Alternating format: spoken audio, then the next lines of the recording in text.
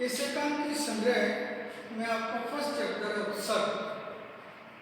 एकांकी विधा हिंदी गद्य की बहुत महत्वपूर्ण विधा है। नाटक बड़े आकार का होता है, संपूर्ण घटना का उसमें समावेश होता है, लेकिन एकांकी लघु आकार की होते हुए भी जीवन के किसी एक पक्ष का, किसी एक घटनाक्रम का संपूर्ण और सजीव चित्रण एकांकी में होता है। और इसी प्रकार के एक एकांकी है उत्सर्ग, जो डॉक्टर रामकुमार वर्मा के द्वारा लिखित है। बहुत ही महत्वपूर्ण एकांकी है। इस एकांकी में जो उसका शीर्षक उत्सर्ग, उत्सर्ग का मतलब है त्याग, उत्सर्ग का मतलब बलिदान, उत्सर्ग का मतलब अपने आप को न्यौछावर कर देना। तो इस एकांकी का जो नायक है डॉक्टर शेखर, वो एक साइंटिस्ट है, एक वैज्ञानिक है। वो अपनी शोध से, वो अपने अनुसंधान से एक यंत्र बनाता है और उस यंत्र का नाम एपराटस है। इस यंत्र के द्वारा वो मरी हुई आत्माओं को सह शरीर बुलाकर उनसे बात कर सकता है। डॉक्टर शेखर के मित्र का अचानक निधन हो जाता है। उसकी पत्नी और एक पुत्री है जिसका नाम है मंजुल।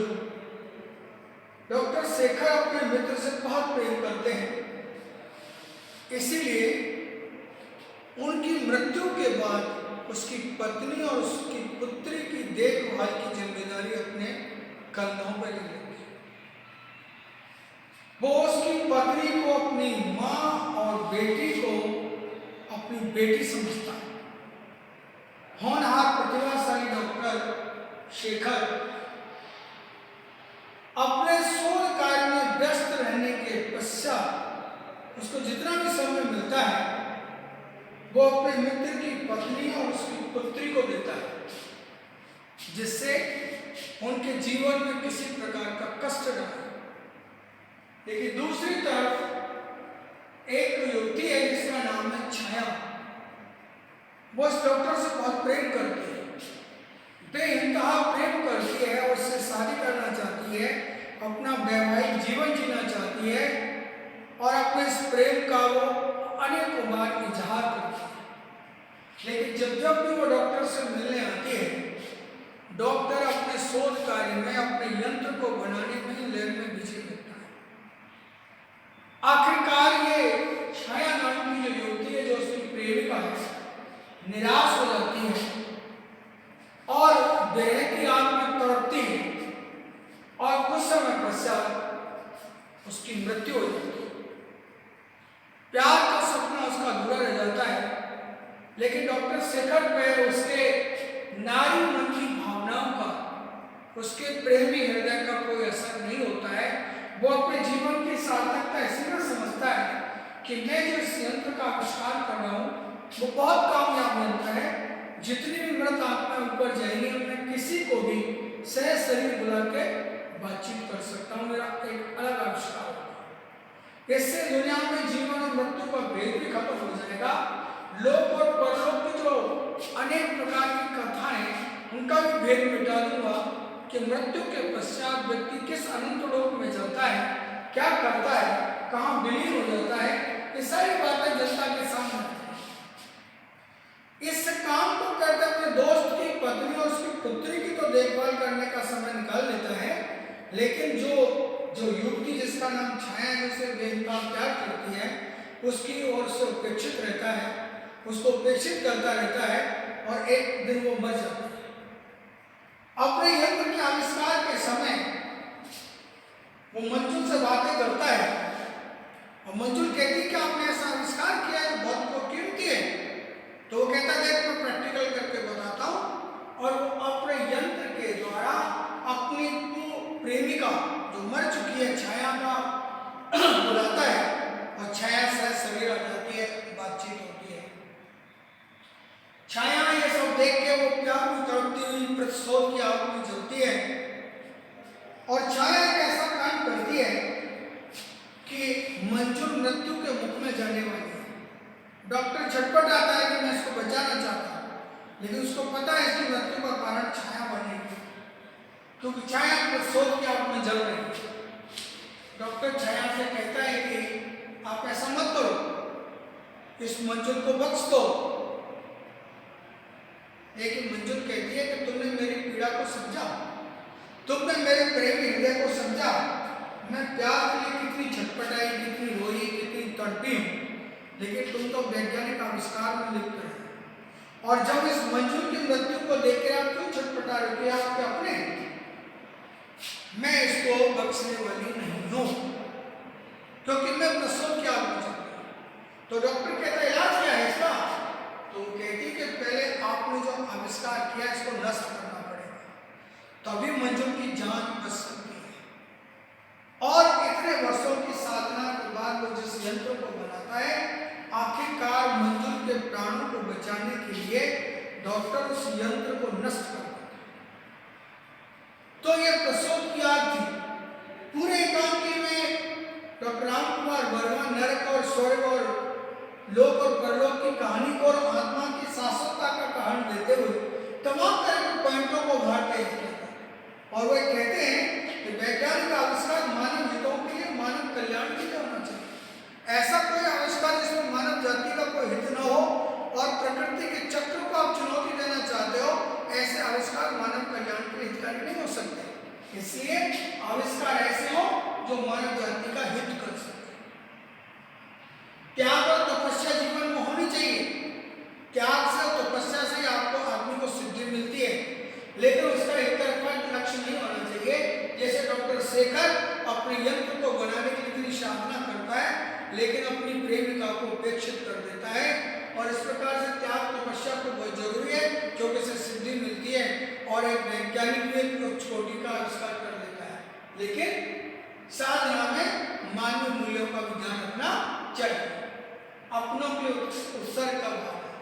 डॉक्टर शेखर अपने मित्र की जो पत्नी है उसकी बेटी मंजुला से बहुत प्यार करता है, अपनी बेटी की तरह प्यार करता है, और उसकी जान को बचाने के लिए अपनी प्रेमिका छाया के कहने पर अपने यंत्र को नष्ट कर देता है।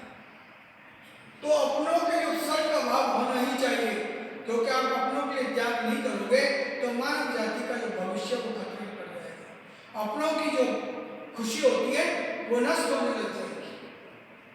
नारी भावना का सम्मान भी करना चाहिए। डॉक्टर शेखर ने एक अच्छा वैज्ञानिक होने के नाते का अच्छा आविष्कार तो किया, लेकिन अपनी जो प्रेमिका है छाया, उसके नारी मन की भावनाओं का सम्मान नहीं किया। इसलिए वो प्यार में तड़पती हुई दुनिया से चली जाती है।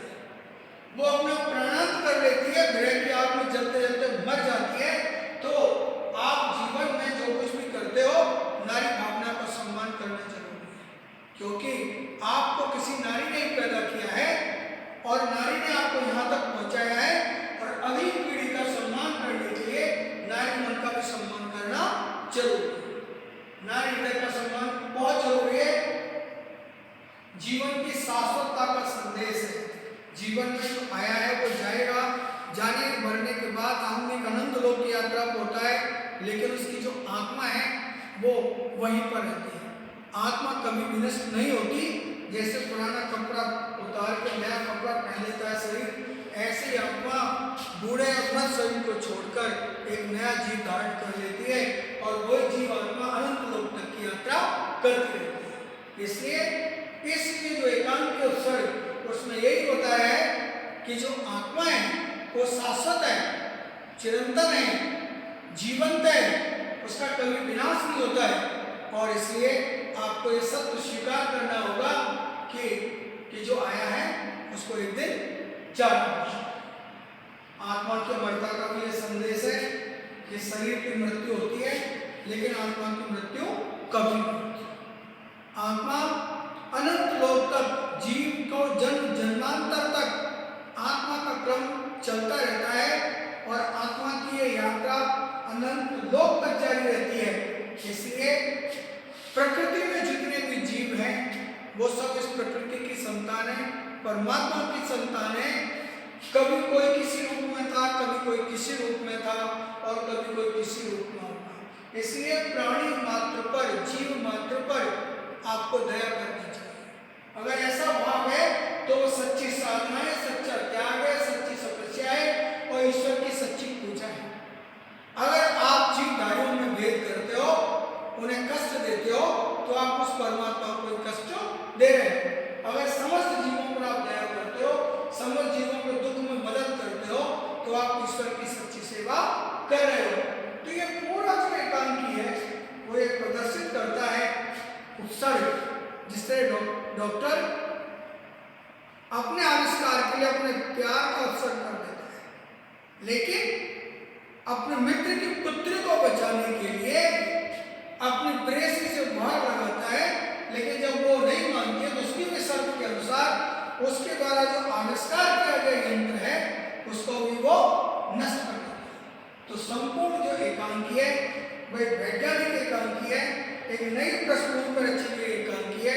और एकांकी हमको ये संदेश देने में सफल रही है कि मानवीय मन की संवेदनाओं को मारकर, भावों को मारकर कोई भी आविष्कार मानव जाति का कल्याण नहीं कर सकता। जीवन के सारे कर्म कीजिए, लेकिन आपका आप जो स्त्री और पुरुष का जो जोड़ा है उसमें अगर आपके साथ किसी ने हाथ बढ़ाया है, कोई आपको प्रेम करना चाह रहा है, पूरे जीवन को छोड़कर आपके साथ है, तो आपको उसकी भावनाओं का सम्मान करना